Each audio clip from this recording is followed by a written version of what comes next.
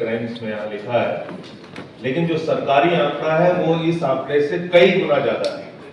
दंगों के आंकड़े, हेट क्राइम्स के आंकड़े, तो वो लेकिन वो चालाकी ये करते हैं कि वो ये नहीं दिखाते कि साहब किसी ने दाढ़ी रखी थी इसलिए उसको मार दिया गया, या कहीं चर्च पे हमला हुआ, या क्रिश्चियन है कोई तो उसको टारगेट करके मारा गया, या सिख है कोई तो उसको टारगेट करके मारा गया।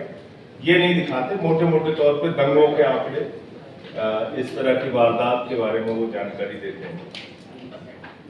अब सवाल ये है कि इसको आपने इसमें लिखा है कि प्राइम मिनिस्टर के स्पीचेस से हेट क्राइम्स कितना बढ़ता है, चीफ मिनिस्टर के स्पीचेस से हेट क्राइम्स कितना बढ़ता है। तो ये तो पूरे देश में खुलेआम हो रहा है, अब तो कोई छिपाने वाली बात ही नहीं है, सीना ठोक के हो रहा है। हमारे प्रधानमंत्री जी कहते हैं कि साहब हम कपड़े देख के पहचान लेते हैं, तो इसका मतलब वो पहचान लेते हैं कौन हिंदू है कौन मुसलमान है, और ये बात वो जाके झारखंड के चुनाव में बोलते हैं और उत्तर प्रदेश के चुनाव में जाके कहते हैं कि भाइयों और बहनों बताओ, अगर गांव गांव में कब्रिस्तान है तो शमशान होना चाहिए कि नहीं होना चाहिए। बताओ कब्रिस्तान है तो शमशान होना चाहिए कि नहीं होना चाहिए। बताओ कब्रिस्तान है तो शमशान होना चाहिए कि नहीं होना चाहिए। और पब्लिक कह रही होना चाहिए, होना चाहिए। स्कूल नहीं होना चाहिए, अस्पताल नहीं होना चाहिए, सड़कें नहीं होनी चाहिए, पीने का साफ पानी नहीं होना चाहिए, लेकिन गांव गांव में शमशान होना चाहिए। ये कौन बोल रहा है? हमारा प्रधानमंत्री, और उसके साथ लोग कह रहे हैं हाँ हाँ साहब होना चाहिए, होना चाहिए। तो नफरत कितनी परोसी जा रही है और कितनी दिमाग में डाली जा रही है, ये तो कल्पना से भी परे। और उसको रोकने के लिए जो प्रयास होना चाहिए वो शायद कम है, या लोग बड़े इंतजार में थे कि ऐसा कभी दिन आएगा तो हम लोगों को अपने जो ये जो अपना रूप है वो दिखाना है और इनके साथ खड़े होके इस हेट क्राइम्स का हिस्सा बनना है। अभी एक मुख्यमंत्री साहब हैं आसाम के, वो मुख्यमंत्री साहब कहते हैं कि मुसलमानों के यहां से सामान खरीदना बंद कर दो, आर्थिक रूप से इनकी कमर तोड़ देनी है। तो मैंने अंधभक्तों से कहा कि भाई आप लोग फैसला लो, और भाजपा वाले सारे लोग फैसला लो कि जितने भी पेट्रोल, डीजल, गैस इराक से, ईरान से, अरब देशों से आते हैं, इसका इस्तेमाल आप बंद कर दोगे, बिल्कुल खाना नहीं बनाओगे जो गैस में आ रही है। पेट्रोल डीजल जो आ रही है उससे गाड़ी नहीं चलाएंगे। मतलब हम कहां किस ओर लेके जा रहे हैं। दुनिया भर की विकास की बातें होती हैं, तरक्की की बातें होती हैं, देश कहां से कहां, चीन कहां से कहां पहुंच रहा है, और हम लगे हुए नाली से गैस से चाय बनाने में।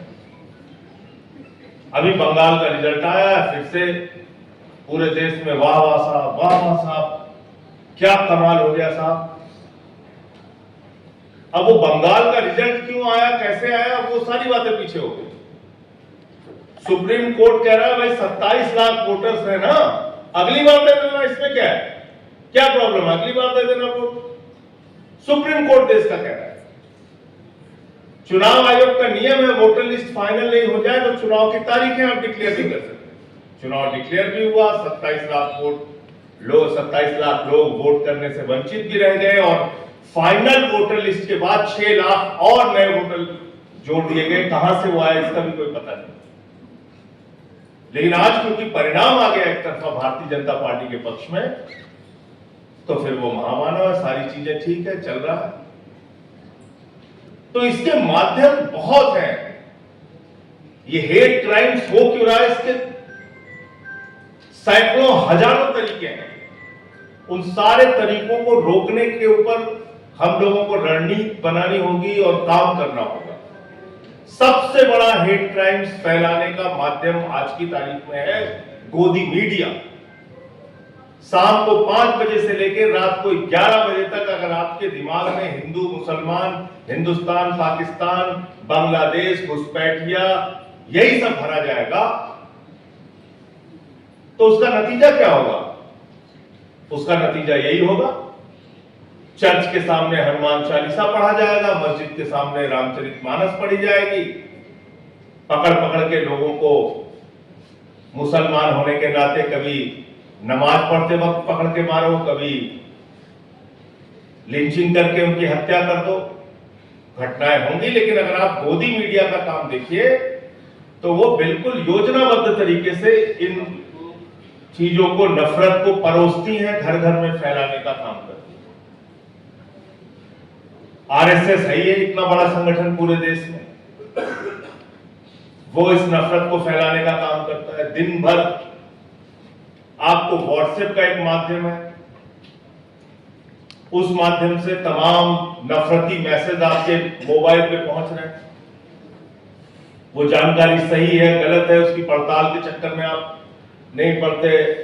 अब आपको दिल्ली विश्वविद्यालय की शिक्षा की जरूरत नहीं है, आपको जेएनयू की शिक्षा की जरूरत नहीं है। व्हाट्सएप का एक विश्वविद्यालय है जिसकी अलग शिक्षा चलती रहती है, उससे लोग वहां से भी नफरत फैलाने का माध्यम इनके पास है। पूरे देश में योजनाबद्ध तरीके से तमाम संगठन के लोग नफरत फैलाने का काम कर रहे हैं, जिनको संरक्षण बीजेपी की सरकारों से मिला हुआ है।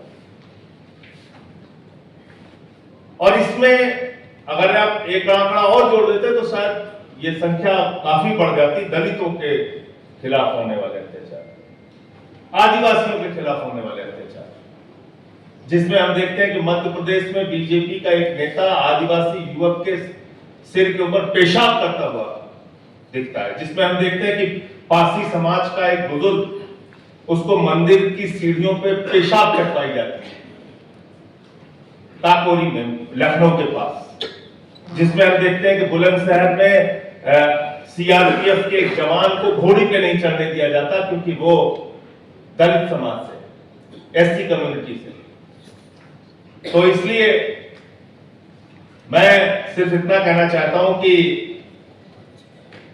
आज नतीजे राज्य दर राज्य आएंगे, जश्न मनाए जाएंगे, महामानव की उपलब्धियां गिनाई जाएंगी, लेकिन इन सब के बीच ये हेट क्राइम्स, ये नफरत का बाजार जो पूरे देश में चल रहा है और जो नफरत परोसी जा रही है, उसको रोकने के लिए क्या करना है, उसके बारे में हम लोग ऐसे कार्यक्रमों में आके जानकारियां लेते हैं, अच्छी बात है, लेकिन उसको रोकने के लिए आगे क्या करना है उसकी रणनीति भी बनाना चाहिए। और उसमें जो मेरी भूमिका हो सकती है, जैसे मैं किसी भी तरीके से आपके काम आ सकता हूं तो मैं हाजिर हूं, इतनी बात कहना चाहता हूं। बहुत बहुत धन्यवाद।